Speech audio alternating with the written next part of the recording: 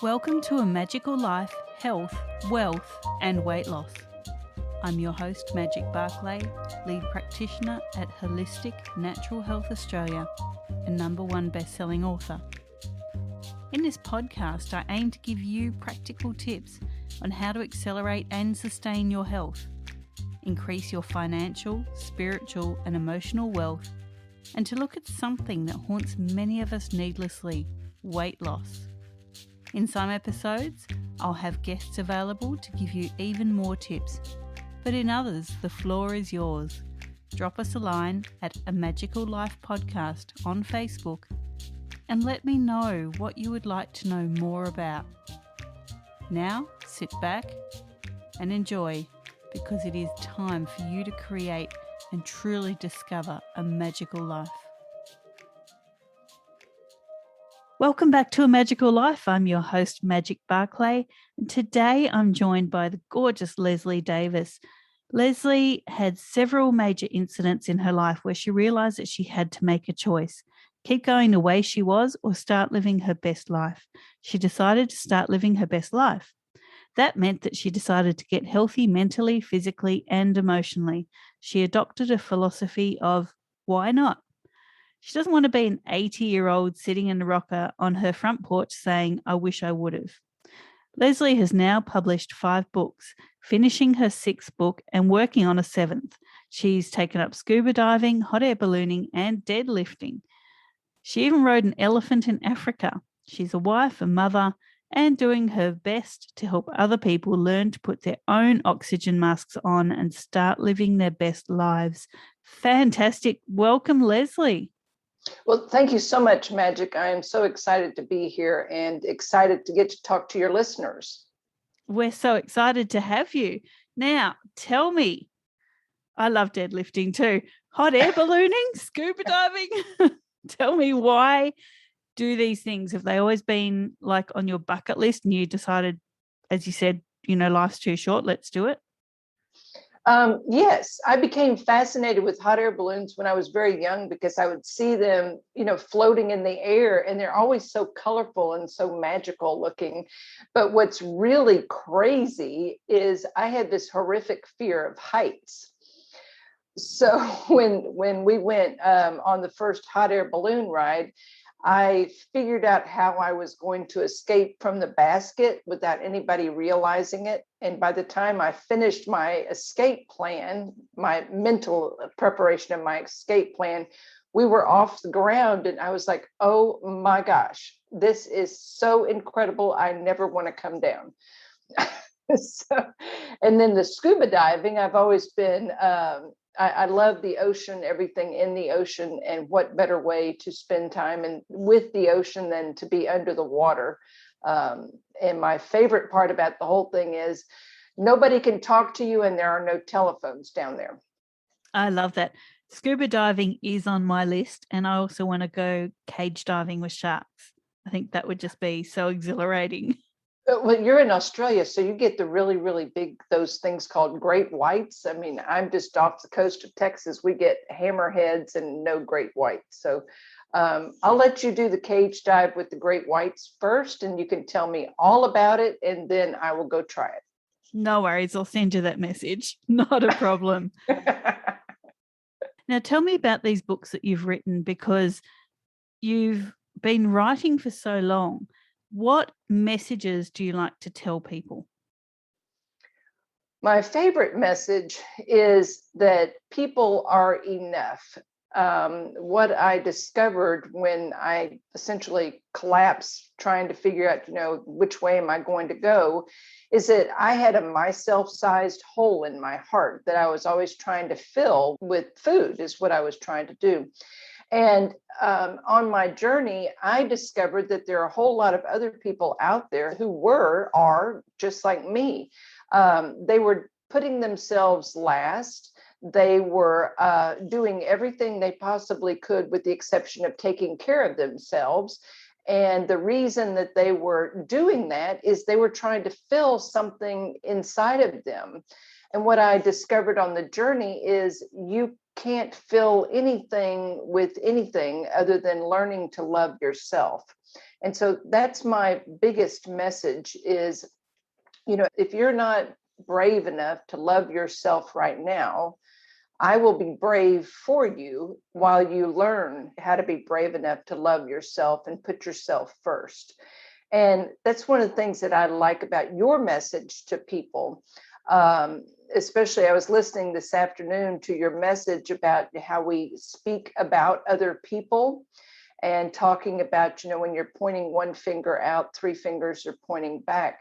I thought that was so powerful. And it was a reminder to me of what I had to start doing, because oftentimes the person that we speak the worst about is ourself.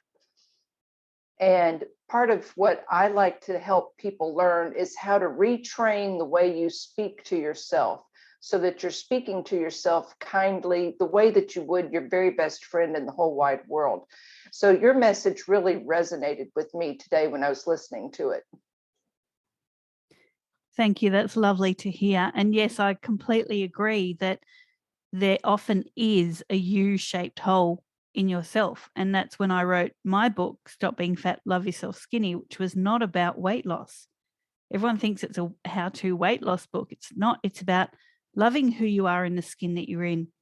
And if you want to lose weight, look at the factors that are stopping you. And the first one is how you feel about yourself. So I love your message. It really resonates with me. Thank you. Oh, you're most welcome. And, my book is the same way. It's not about a diet. It's not about what to eat, even though I do provide some tips and tricks in there. Mostly, as you said, it's filling that U-sized shape hole in your heart. And I call it the myself-sized hole in my heart. Because when I recognized that was like a ginormous aha moment. This is what I'm trying to do. And once I recognized that and started tackling the hard path of learning to love myself, that was when the real transformation started.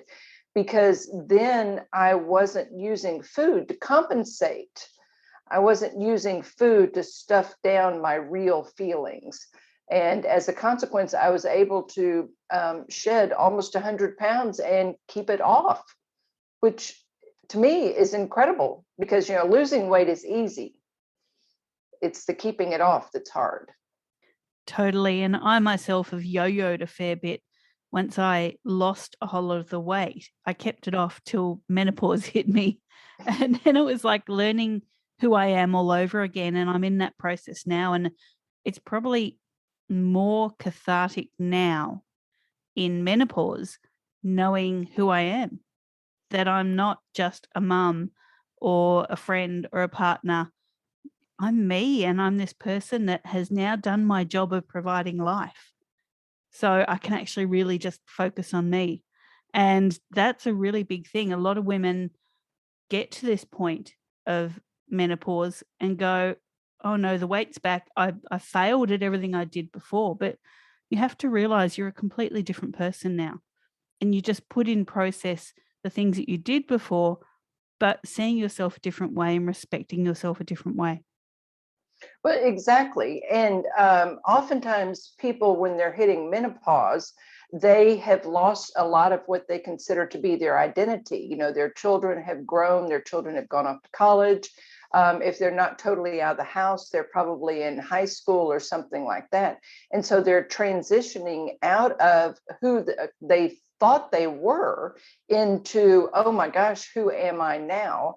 And then you have, the women who may not have children, they're at the stage in their business career, their life career, where they're thinking, okay, I've done all of these amazing things, what's left? And I feel like, you sit kind of at a precipice. Which way am I going to go? And we just simply need to rediscover who we are. And that's one of the things that I'd like to talk about, putting your own oxygen mask on first.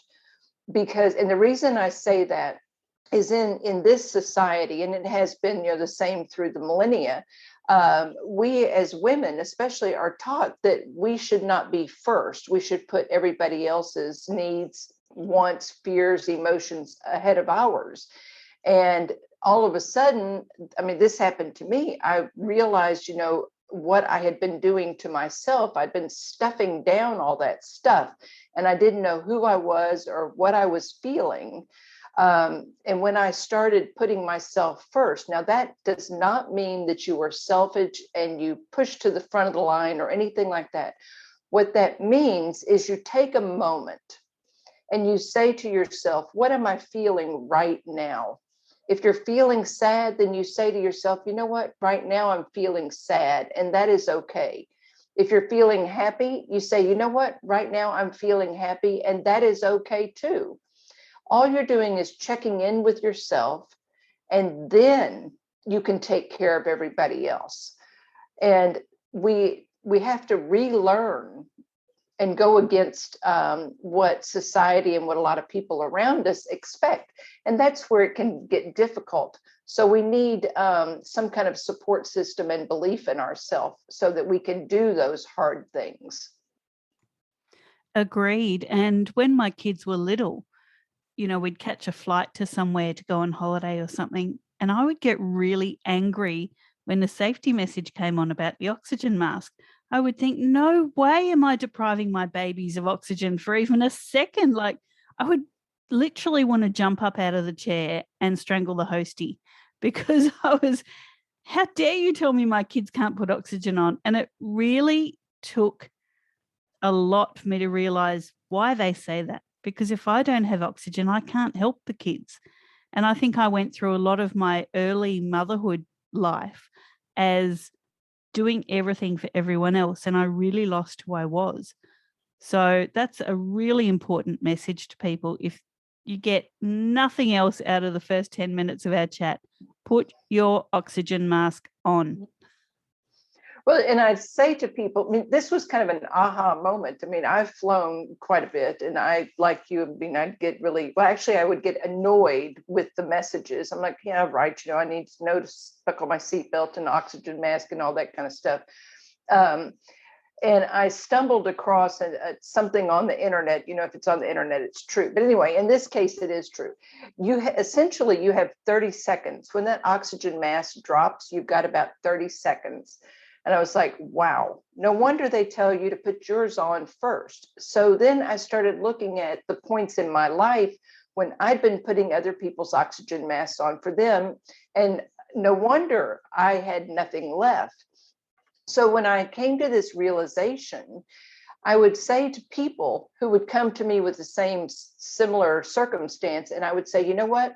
You have to put your own oxygen mask on first, because if you're busy helping everybody else, that plane is going to land, you're going to be laid out in the middle of the aisle, and all those people are going to step over you, and they're going to say, there's that nice person who helped me, and where are you going to be? And I know that sounds harsh, but the truth is, where are you going to be? Those people are going to move on. They're going to live their lives. And where are you going to be?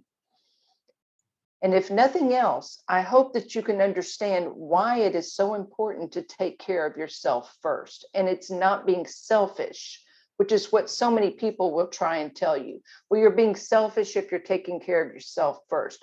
No, actually, I'm not. I can't take care of you if I have nothing to give. Totally. And I look back on, previous chapters in my life and the people that I've helped, and I look around and go, but where are they now? They got what they needed and they're gone.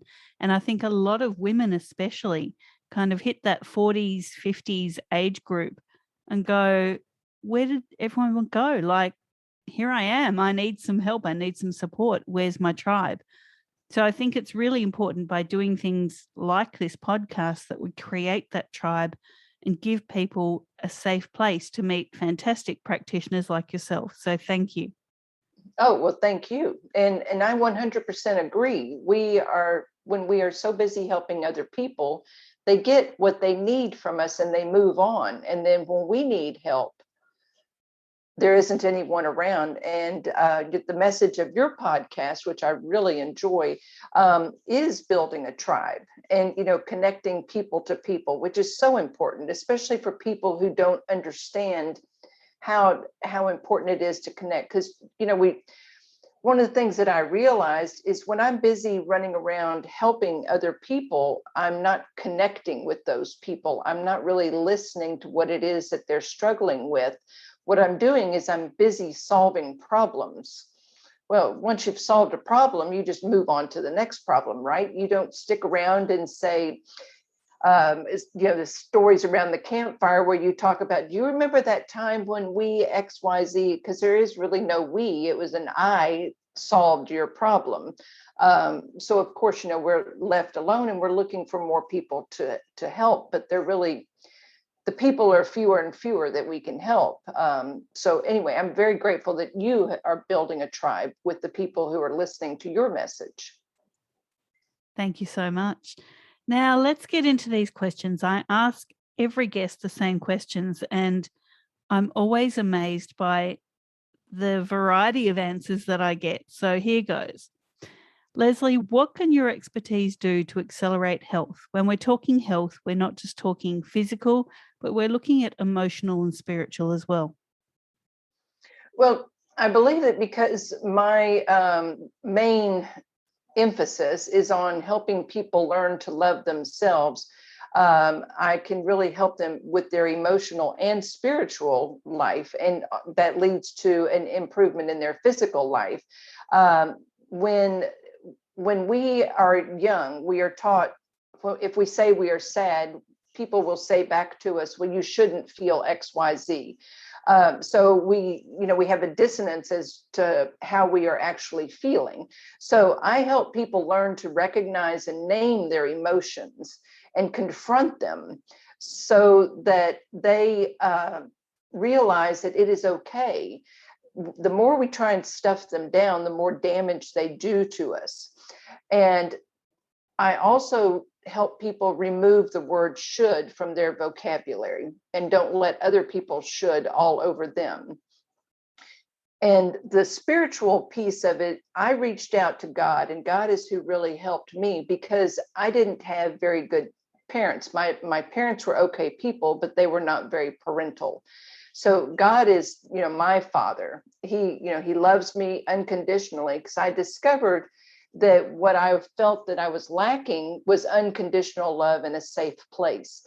So by learning to love myself, I was able to connect really with God and with all the other words that he has to say to me.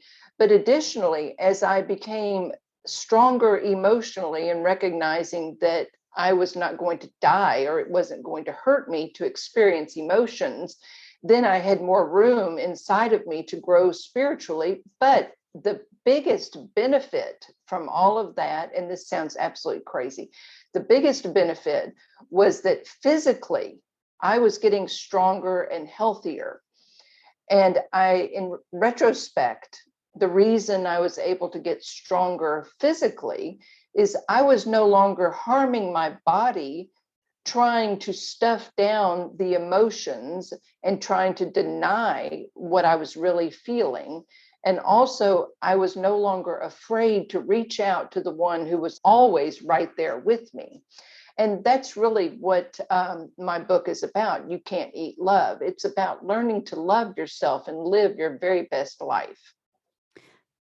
That is beautiful. Now, when we were talking off air, you mentioned, this is probably going to sound controversial, but that you were able to set aside your drug of choice. Now, for many people, they believe that drugs are just illicit drugs or alcohol or cigarettes, but often food is that drug. So can you tell us how you did that?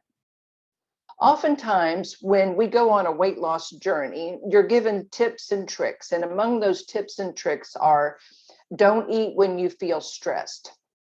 Okay, that sounds very practical, but I believe that that advice came from someone who never struggled with their weight. They never struggled with binge eating. They never struggled with secret eating. I struggled with all of that kind of stuff. And whenever I would take a walk or do deep breathing exercises, it did not take care of the problem. which was that I was wanting to eat everything inside the pantry and the refrigerator. So in doing the hard work of being able to name my emotions, sit in the emotions, honor my emotions, I realized that the drive to go and eat and clean out the pantry and the refrigerator was starting to decrease. And the more that I honored my emotions, the more that I became not content, but the more that I became able to sit in them, the less compelled I was to go for that thing that was going to, quote unquote, make me feel better. Now, how many times have you heard people say, I'm a stress eater? Well, they're really not a stress eater. What they're doing is they're trying to put a Band-Aid on top of that stress because they don't want to confront it. They don't want to deal with it. And that's what I was doing. So when I would feel sad, when I would feel angry, when I would feel stressed, what I would do is, look for the chips, look for the cookies, look for the candy, look for anything that wasn't nailed down and extremely unhealthy, in order to stop that feeling. So it was really a revelation to me that this was my drug of choice. This is what I was using to stop the pain. And it wasn't until I got brave enough and strong enough to confront the pain, to sit in the pain, that the food, my drug of choice, started losing its power over me. Now, I will say this. There still are times when I get so overwhelmed that I will head for the pantry and start trying to eat whatever the heck I can get my hands on. But the difference between then and now is I will catch myself and I will say, okay, what is really going on? Let's take a moment. Let's take a deep breath. What's really going on? And I may get out pen and paper and just start writing down, having a conversation with myself about what's really going on. And I can feel that drive, that urge to eat all that food going away. And the reason is I'm confronting what it is I'm dealing with. That's a really important message. Myself, I had anorexia when I was younger. And so I punished myself with withholding food. And then once I had the kids, I became a binge eater. So I punished myself with eating food. And, you can go either side and backwards and forwards. At the core of the issue is how you feel about yourself and really handling that emotion. As you said, not just putting a Band-Aid over the stress or the emotion, but looking at why this is happening. Why is it triggering you? And, food is just as dangerous as any other drug out there. And it's really knowing that that is the thing that you've got to look at, that you can't keep punishing yourself. You have to respect yourself and really have that hard conversation with yourself. Exactly, because whether you withhold the food or you binge on the food or you do whatever with the food, then moments later the shaming comes into it. And I discovered that I was shaming myself a whole lot. Well, nobody ever accomplishes anything if they're shamed. I mean, I'm sorry, but nobody accomplishes anything if they're shamed. If a child makes a mistake and you don't encourage them or say, okay, so you made a mistake, what can we learn from this? Instead, if you shame them, well, then the child is like, okay, well, I'm not going to let them know that I did that again. But there is no resolution to the problem. And shaming can be just as dangerous as so many other things. And I will say that one trick that I did learn, and I learned this by trial and error, is when I'm feeling that heightened emotion, especially sadness and anger, if I grab for something that's high in protein, and one of my favorite go-tos is non-fat Greek yogurt with some fruit. If I go for something that's high in protein, it seems to help settle whatever chemistry eruption is going off in my body, so that I can have a moment to breathe. But the problem is we've got to stop and not shame ourselves, be kind to ourselves, because we're not supposed to be perfect at all. None of us are supposed to be perfect. How do you ever learn anything? If you never make a mistake, you never learn a single thing. So when you go on these journeys, especially with regard to your weight, let's face it, we're surrounded by food, we're surrounded by people, we're surrounded by events. Here in the US, we've got Labor Day coming up on Monday. That's another major food event. We just have to do the best that we can, have conversations, and then accept that we did the best that we can. No shaming. Totally. And just on that chemistry issue, so when you're under stress, your adrenals have to produce your hormones, they have to keep you alive, they have to stop the saber-toothed tiger eating your carcass as you're trying to run from it. So basically, when you go for the high sugar, high fat foods, you're overloading your adrenals. So cortisol itself, the stress hormone, is made of sugar. So when you intake those high fat, high carb, high sugar foods, you are putting excess load on your adrenal glands and they can't keep you alive. So what do? They find all this extra stuff that you don't need and they store it as fat.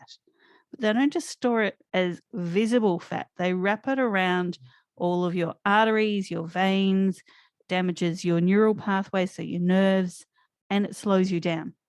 Because again, it has to put it somewhere just to keep you alive. And sometimes slowing you down keeps you alive. So that's the chemistry behind that. That's really important. That very, very enlightening, extremely enlightening. That is the clearest explanation I've heard of it. As I said, I just discovered it under trial and error.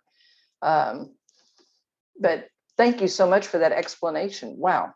Now I have a clear understanding as to what is going on and why the protein works. Totally. So yeah, you were right. Now, Leslie, what are your top 3 tips to creating wealth? When we're talking wealth, it's not just finances, but also personal and emotional wealth. The first thing is, which I preach over and over again, is put your own oxygen mask on first. And that falls under emotional, financial, personal, the whole thing. If you are not taking care of you first, you are no good for anybody. When we talk about the financial aspect, if you're not paying your bills, paying your mortgage and all of that, you cannot take care of anybody else. Yes, you can give all your money away to them, but you're not really taking care of them. You're just giving your money away. The personal thing, if you don't take care of your personal self, you're not going to be around for very long. And we've already talked about the emotional self. And then my second one is honor your emotions. And you're saying, well, how can finances involve my emotions? Well, oftentimes the things that we buy, the things that we acquire, the things that we put value on, there are emotions tied to those things. So we need to pay attention. If somebody is saying that they want, let's say your significant other says, I want to buy this house and you really want the other house, you've got to listen to your emotions because they're telling you that you're not going to be happy in that choice. But you need to speak up and make sure that you are not just not putting on your own oxygen mask, that you are honoring yourself during those times as well. And then the third one is discover your very best friend in the whole wide world. And that is you. Your very best friend in the whole wide world is you. And you is never going to leave you. And when you need to have some of those hard, crazy conversations, grab a pen, grab some paper, and start talking to yourself. And you'd really be surprised at how that calms down a lot of that crazy, I call them hamsters on wheels that start running in your head. But also celebrate everything. Celebrate the little, celebrate the big. If you say to yourself when you get up this, or when you start Monday of the next week, you say, you know what, I'm only going to go to Starbucks 3 times this week. And each time you go to Starbucks, which is, 3 times, say, yes, this is my first time. I've got 2 more. Yes. And then when you do the 3rd and you don't do the 4th and the 5th, you celebrate that. if you make any kind of decision that you're making, anything that you're doing, celebrate it. Celebrate it. I stumbled across this when I started my journey, because I would go to McDonald's and through the drive-through, and automatically I would order a large Diet Coke with no ice and a Big Mac and a large fry. Well, I didn't need to eat all that food, but that was what I ordered. So when I started on the journey, I told myself, okay, you're going to drive through the drive-through, you're going to order a Diet Coke with no ice, and then you're going to close your mouth and not say another word after you say the Diet Coke. And so I placed my order, I closed my mouth. It was really hard to not order that Big Mac and large fries. I paid for my large Diet Coke, and I drove up, pulled up and away from where I paid. And I sat there and cheered for myself because I had done it. So when we make choices to do things, we need to celebrate them. And it doesn't make any difference how big or small it is. Celebrate. Agreed. And I think many people out there don't do that. And that is such a big thing. You know, when people used to come and see me for weight loss, I had a special populations gym in another lifetime, and people would come in and they would say to me, "Oh, I stuffed up today. You know, I went out and I had a piece of cake with friends." And I'd say, "But the rest of the week's been great. You've been in here nearly every day. So what if you had a piece of cake? Celebrate all the other days," because I could see these people wanted to give up. And what I used to say to them was, don't make a bad moment into a bad hour, a bad week, a bad month, a bad year, because if you put yourself down for one thing, that's just going to snowball and you're not going to see all the good things that you've done for yourself. Exactly, exactly. And the phrase that I developed for myself on those moments when I made not good choices, that was another thing. I did not include the word cheat in my vocabulary. What I realized is you can only cheat three ways. One is on income taxes, one is on a test, and the other is on your significant other. Everything else is a choice. So you've got great choices, good choices, and not so great choices. Okay, so when I would make a not so great choice, like you were talking about your clients, I would say, oh, well, and then I would let it go, because I recognized if I allowed myself to continue thinking about it and to beat myself up about it, and then we circle back around to that shaming thing, I was not going to accomplish my goal.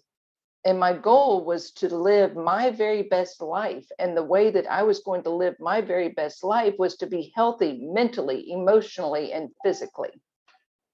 That's fantastic. Now, I guess the final question in the title of this podcast, we have weight loss. I actually prefer to refer to it as weight release.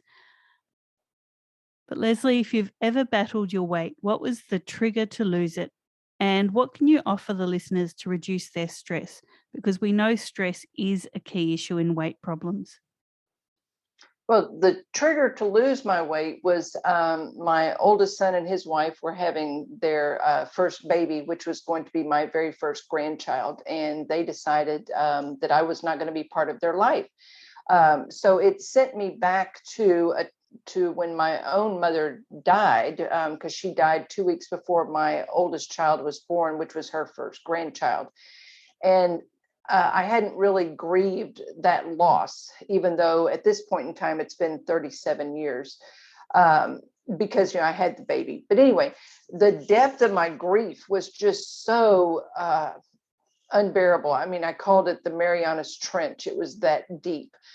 And it was just a glimpse of a moment. And I realized I had to make a choice, that I could either continue down the path that I was going, which was going to absolutely destroy me mentally, physically, and emotionally, or I could choose to get better. And when they decided that I was going to be part of their life, I was going to be the very best version of me that I possibly could be. And so I made that decision. And the hardest thing that I had to do was I walked into a Weight Watchers and announce, I want to lose the weight. Well, what I discovered is losing the weight was actually the easy part. The hard part was doing the emotional healing and learning to be emotionally healthy. The hard part was recognizing when I was stressed or when I was sad or when I was angry, that I needed to do something else besides going for the food or besides lashing out. So I had to learn how to start naming what I was feeling, and also how to be kind to myself when I was feeling those things. A phrase that I added into my vocabulary was, I can only imagine how you're feeling right now. I can only imagine that, when this happened, how you felt. And it really made a difference, because I was acknowledging to myself that, of course, I had feelings about this. Of course I did. Why wouldn't I have these feelings? And that was really the turning point. But like I said, the hard part of the hard work was doing the emotional healing and learning to be emotionally healthy. I told somebody the other day, if I would have known how hard it was going to be, I don't know that I would have taken it on. But at the same time, I'm incredibly grateful that it was hard, because it's in the hard things that we learn how to change, and the change becomes more permanent. Couldn't agree more. Absolutely fantastic message. And so that's all the main topic of your book, You Can't Eat Love, isn't it? Yes, it is. That is the main topic of the book. Fantastic. Now, we do like to offer freebies here. This podcast is all about giving and educating and building that tribe. So, what freebie can you offer the listeners? Well, I thought, in keeping with what your big message is, which is, honoring ourselves emotionally and financially and physically, I had a journal, and I'm offering a 1 day, it's about 7 pages of the guided journal, so that people can download that and go through 1 day, and there are writing prompts in there, but there are also 3 pages where you can just have a conversation with your very best friend in the whole wide world, and you can make as many copies of it as you want. I also, in case you can't get to the show notes for whatever reason, I also have put it on my website, which is youcan'teatlove.com/magic. And it will stay there into perpetuity. So if somebody is listening to this podcast 20 years from now, it will still be there. I love that. That is so great. Thank you. Now, people can find you on Facebook at You Can't Eat Love, and also on Instagram at you_can't_eat_love. Thank you so much for coming on. It's been so great to chat to you in a kindred spirit, I feel. Thank you. Oh, thank you. And yes, from listening to your podcast, I was so excited to talk to you, because I felt as if I was talking to just an amazing friend that I've known forever. So thank you for what you're doing. That's brilliant. Thank you. Now, before we let you go, in our next episode, we have a listener question coming up. Is there anything burning on your mind that you'd like us to explore? If you could choose one thing to change that would make your life better, what would it be, and why would you choose that? Consider it done. That will be our episode 77. For now, listeners, thank you so much, Leslie, for all your time and your expertise today. It's been fantastic chatting with you. Listeners, go forth and create your magical life. Thanks for listening today. Please subscribe to hear future episodes, leave a review, and share this podcast. You can follow us on Facebook at A Magical Life Podcast, or at Holistic Natural Health Australia. That's holistic with a W. You can find us on Instagram at Holistic Natural Health, or at www.holisticnaturalhealth.com.au. That's where you'll access all sorts of articles, freebies, and more.